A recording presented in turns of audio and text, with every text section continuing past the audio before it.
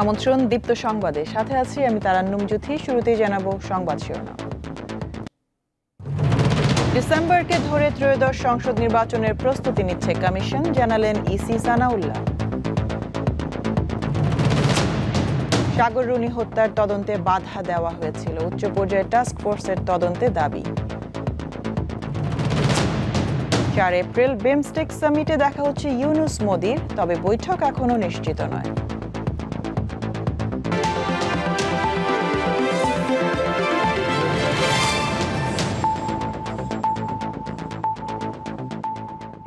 আগামী ডিসেম্বরকে ধরে ত্রয়োদশ জাতীয় সংসদ নির্বাচনের প্রস্তুতি নিচ্ছে কমিশন। তবে সরকার চাইলে জাতীয় নির্বাচনের আগে সীমিত পর্যায়ে স্থানীয় ভোট করা সম্ভব, এমনটা জানিয়েছেন নির্বাচন কমিশনার আবুল ফজল সানাউল্লাহ। তিনি বলেন, নির্বাচনে কোনো চ্যালেঞ্জ নেই কমিশনের। ত্রয়োদশ জাতীয় সংসদ নির্বাচন সামনে রেখে ইউএনডিপি সহ 18টি উন্নয়ন সহযোগী দেশের দূতদের সঙ্গে মঙ্গলবার বৈঠক করে নির্বাচন কমিশন। রাজধানীর আগারগাঁওয়ে নির্বাচন ভবনে সিসি এএমএম নাসির উদ্দিনের নেতৃত্বাধীন কমিশন বিদেশি দূতদের কাছে প্রস্তুতির অগ্রগতি তুলে ধরেন। প্রায় 2 ঘন্টার বৈঠক শেষে কথা বলেন উভয় পক্ষের প্রতিনিধিরা। নির্বাচন কমিশনার সানাউল্লাহ জানান, আগামী জুনে চূড়ান্ত হবে ভোটার তালিকা হালনাগাদের কাজ, তবে ভোটের রোডম্যাপ জানাবে সরকার। আমরা বলেছিলাম যে আমাদেরকে আর্লিয়েস্ট ডেটটা ধরে নিয়েই প্রস্তুতি নিতে হচ্ছে। আমাদের অবস্থান এখনো অপরিবর্তিত। আমরা ডিসেম্বরকে ধরে নিয়েই আমাদের প্রস্তুতি গ্রহণ করছি। আমাদের কোনো ভিন্ন প্রস্তুতি নেই, একটি প্রস্তুতি। এমন কোনো চ্যালেঞ্জ দেখছি না যে ইলেকশনকে ওইভাবে বাধাগ্রস্ত করবে। তবে হ্যাঁ, কিছু কিছু সব সময়ে স্থানকাল ভেদে তো কিছু সমস্যা থাকবে। জাতীয় নির্বাচনের আগে স্থানীয় ভোট আয়োজন করতে পক্ষে বিপক্ষে মত রয়েছে অনেকের, যদিও কমিশন জানিয়ে আসছে প্রধান উপদেষ্টার অভিপ্রায় অনুযায়ী কাজ করে যাচ্ছেন। প্রশ্ন ছিল, জাতীয় নির্বাচনের আগে স্থানীয় ভোট হবে কিনা। আমাদের বাস্তবতায় দুটো নির্বাচন একসাথে করা সম্ভব নয় এবং অতীতের অভিজ্ঞতায় দেখা গেছে সকল স্থানীয় সরকার নির্বাচন ফেজে করতে গেলে পারে প্রায় 1 বছর সময় লেগে যায়। তো এমত অবস্থায় যদি স্থানীয় সরকার নির্বাচন পুরোপুরিভাবে এভাবে করতে হয়, তাহলে জাতীয় নির্বাচনের টাইমটা পিছিয়ে যাবে। কোন কোন ইনস্টিটিউশনের হবে এটা তো সিদ্ধান্ত নেবে সরকার। তখন আমরা বলতে পারবো, যদি ওই সিদ্ধান্তটা জানি তখন বলতে পারবো যে এটা জাতীয় নির্বাচনকে প্রভাবিত করবে না করবে না। তার আগে সম্ভব না। হ্যাঁ, ওই যে বললাম, এই কন্ডিশনগুলো অ্যাসেস করে নিতে পারি সম্ভব। ইউএনডিপির আবাসিক প্রতিনিধি স্টেফেন লিলার জানান, তারা বর্তমান সরকারের কাছে একটি অবাধ, সুষ্ঠু ও নিরপেক্ষ নির্বাচন প্রত্যাশা করেন। তবে আগামী জাতীয় নির্বাচনে কোনো বাধা দেখেন কিনা সেই প্রশ্ন এড়িয়ে যান তিনি। মিজানুর রহমান, দীপ্ত সংবাদ, ঢাকা। সংস্কার কমিশনের দেয়া প্রস্তাবগুলো বিবেচনা করে রাষ্ট্র পুনর্গঠনের কাজ এগিয়ে নেওয়া হবে। এতে জুলাই গণঅভ্যুত্থানের যে প্রত্যাশা তার অনেকটাই অর্জিত হবে বলে জানিয়েছেন যুব ও ক্রীড়া উপদেষ্টা আসিফ মাহমুদ সজীব ভুঁইয়া। সকালে ঢাকা বিশ্ববিদ্যালয়ের খেলার মাঠে 3 দিনব্যাপী তারুণ্যের উৎসবের উদ্বোধন করে তিনি এসব কথা বলেন। এবারের উৎসবের প্রতিপাদ্য নতুন বাংলাদেশ গড়ার লক্ষ্যে এসো দেশ বদলাই, পৃথিবী বদলাই। এ সময় ঢাকা বিশ্ববিদ্যালয়ের উপাচার্য অধ্যাপক নিয়াজ আহমেদ খান বলেন, বিগত দিনগুলোতে দ্বিধাবিভক্ত রাজনীতি করে শিক্ষা প্রতিষ্ঠানগুলোকে ধ্বংস করে দেয়া হয়। আগামীতে এমনটা যেন আর না হয়, সেজন্য তরুণদের কাজ করার আহ্বান জানান তিনি। আমি বিশ্বাস করি, জুলাই গণঅভ্যুত্থানে তরুণরা যেভাবে আত্মত্যাগ করেছে দেশের জন্য, দেশ পুনর্গঠনেও একইভাবে তারা এগিয়ে আসবে। এই গণঅভ্যুত্থান জাতিকে একটি স্বপ্ন দেখিয়েছে, একটি নতুন বাংলাদেশ বিনির্মাণ করার। সেই স্বপ্ন বাস্তবায়নে অন্তর্বর্তীকালীন সরকার কাজ করছে। সাংবাদিক দম্পতি সাগর সারোয়ার ও মেহরুন রুনি হত্যা মামলার তদন্তে তৎকালীন সরকারের উচ্চ পর্যায় থেকে বাধা সৃষ্টি করা হয় বলে দাবি করেছেন আইনজীবী শিশির মনির। তিনি জানান, হাইকোর্টের নির্দেশে উচ্চ পর্যায়ের টাস্কফোর্সের তদন্তে এমন তথ্য বেরিয়ে এসেছে। এমন প্রেক্ষাপটে সাগর রুনির পরিবারও আশার আলো দেখছে। 1-2 মাস অথবা বছর নয়, 13 বছর কেটেছে সাংবাদিক সাগর সারোয়ার ও মেহরুন রুনি হত্যার। বিচার দূরে থাক, মামলার তদন্তই শেষ হয়নি। উল্টো নাটকীয়ভাবে তদন্ত কর্মকর্তা পরিবর্তন করা হয়েছে বছরের পর বছর। র্যাব কোনো মামলার তদন্ত করতে পারে না, তারপরও র্যাবকে তদন্তের দায়িত্ব দেয়া হয় হাইকোর্টের নির্দেশে।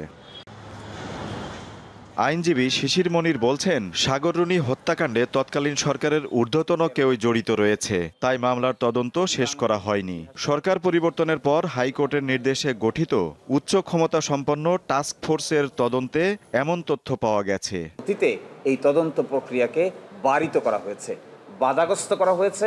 ভেস্টেড কোয়ার্টারের ইন্টারেস্ট ইমপ্লিমেন্ট করার জন্যই এই তদন্ত প্রক্রিয়াকে সঠিক আইনিভাবে পরিচালিত হতে দেওয়া হয়নি। যাদের সঙ্গে তদন্তকারী কর্মকর্তারা আলোচনা করেছেন, অন্য মামলায় জেলে আছেন, এরকম ব্যক্তিবর্গের সঙ্গেও আলাপ করা হয়েছে, যারা কিছুটা স্টেটমেন্ট দিয়েছেন। ঊর্ধ্বতন কর্তৃপক্ষের যোগাযোগের ব্যাপারে তারা মুখ খুলেছেন। তদন্তে প্রকৃত অপরাধী বেরিয়ে আসবে এমন আশার আলো দেখছে সাগররুনির পরিবারের সদস্যরা। কিছুটা আশার আলো আসলে দেখতে পাই। আমরা আশা করব, যেহেতু আগের সরকার এখানে নেই এবং সেই আগের সরকারের আমরা সবসময় মনে করতাম যে আগের সরকার সংশ্লিষ্ট কেউ বা সরকার স্বয়ং এই হত্যাকাণ্ডের সাথে জড়িত। আগে তো কিছু হইতো না, এখন তো দেখতেছি যে ওরা কাজ করতেছে, তো একটু হলেও আমরা হোপফুল। আশা করি যেহেতু অনেক কিছু বললো, মাত্র বলে গেল, তো আশা করা যাচ্ছে যে মানে পজিটিভ কিছু একটা শুনতে পারবো। এদিকে সাগররুনি হত্যার বিচারের দাবিতে প্রতিবাদ সমাবেশ করেছে ঢাকা রিপোর্টার্স ইউনিটি। অবিলম্বে মামলাটির তদন্ত শেষ করার দাবি জানান বক্তারা। তদন্ত প্রতিবেদন দাখিল করা না হয় তাহলে আমরা ইনশাআল্লাহ সংগ্রাম কমিটি গঠন করে রাস্তায় নামবো এবং জোরালোভাবে আমরা আন্দোলনে ঝাঁপিয়ে পড়ব। 2012 সালের 11 ফেব্রুয়ারি সাংবাদিক সাগর সারোয়ার ও মেহরুনরুনি হত্যার শিকার হন।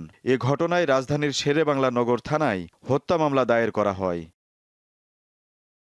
আজিজুল ইসলাম, দীপ্ত সংবাদ, ঢাকা। ব্যাংককে প্রধান উপদেষ্টা ডক্টর মোহাম্মদ ইউনূস ও ভারতের প্রধানমন্ত্রী নরেন্দ্র মোদীর সাক্ষাৎ হচ্ছে আগামী 4 এপ্রিল। বিমস্টেক সম্মেলনে দুই প্রতিবেশী রাষ্ট্রের সরকার প্রধানের দেখা হলেও আনুষ্ঠানিক দ্বিপাক্ষিক বৈঠক এখনো নিশ্চিত নয়। বঙ্গোপসাগরীয় দেশগুলোর আঞ্চলিক সহযোগিতা জোট বিমস্টেকের শীর্ষ সম্মেলন আগামী 4 এপ্রিল থাইল্যান্ডের ব্যাংককে। এই সম্মেলনের প্রস্তুতি নিয়ে মঙ্গলবার ঢাকায় বিমস্টেক সদর দফতরে সংবাদ সম্মেলন করেন সংস্থাটির মহাসচিব ইন্দ্রমণি পাণ্ডে। তিনি জানান, এবারের শীর্ষ সম্মেলনে যোগ দিচ্ছেন বাংলাদেশের অন্তর্বর্তী সরকারের প্রধান উপদেষ্টা ডক্টর মোহাম্মদ ইউনূস। সম্মেলনে যোগ দেবেন ভারতের প্রধানমন্ত্রী Narendra মোদীও। When our leaders meet, of course they will look at ব্যাংককে বিমস্টেক শীর্ষ বৈঠকে যোগ দেবেন ডক্টর মোহাম্মদ ইউনূস। সেখানে ভারতের প্রধানমন্ত্রী নরেন্দ্র মোদীর সঙ্গে তার সাক্ষাৎ হবে।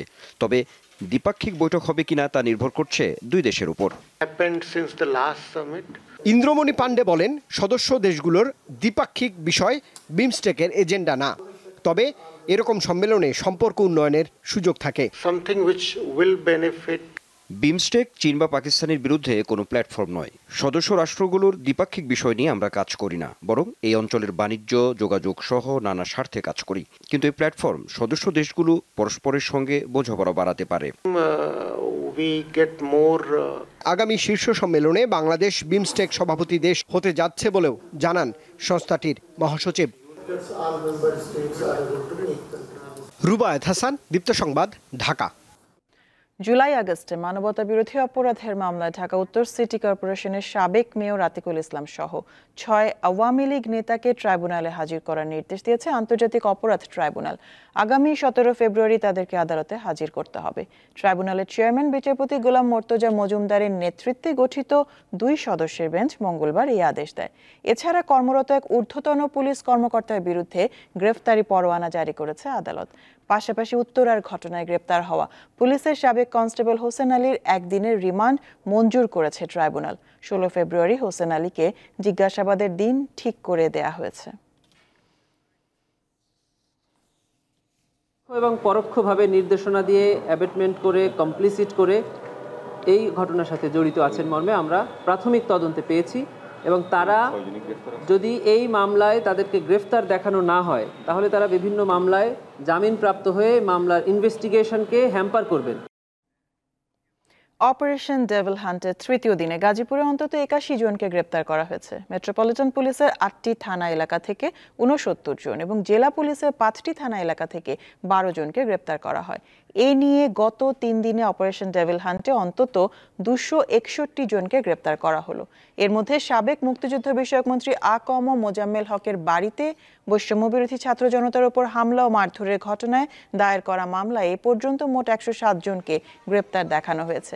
গ্রেপ্তারকৃতদের মধ্যে মোজাম্মেল হকের আত্মীয়-স্বজনও রয়েছেন। পুলিশ জানায় তাদের বিভিন্ন টিম এই ঘটনাকে অত্যন্ত গুরুত্ব দিয়ে তদন্ত কাজ চালাচ্ছে।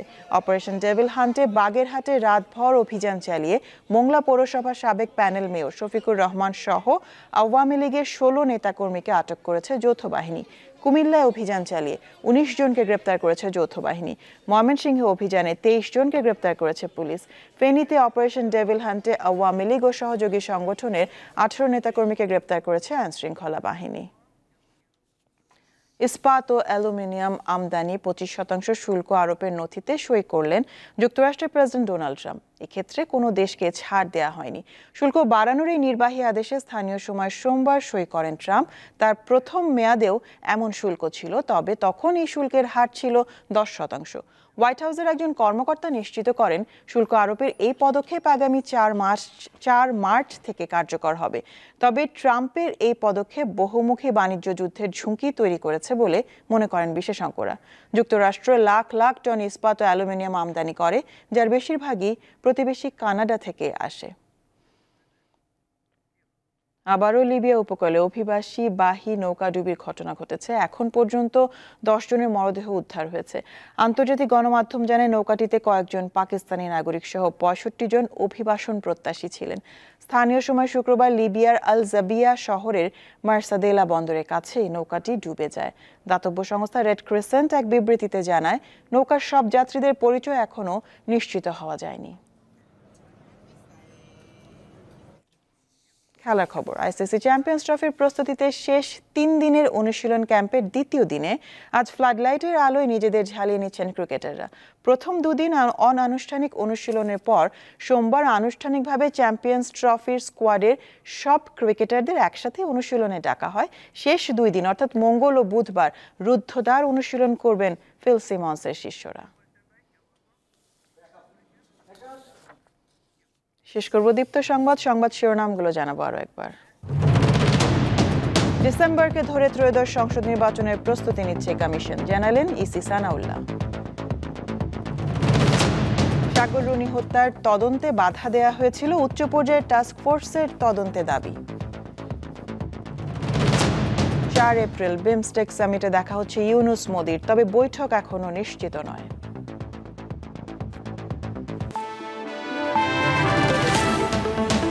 ছিল এখনকার মতন। আমাদের পরবর্তী সংবাদ রাত 11টায় দেখার আমন্ত্রণ রইল। দর্শক আরো তথ্য বিনোদনের সংবাদ জানতে যুক্ত থাকুন দীপ্ত টিভির ডিজিটাল প্ল্যাটফর্মগুলোতে। ধন্যবাদ সবাইকে।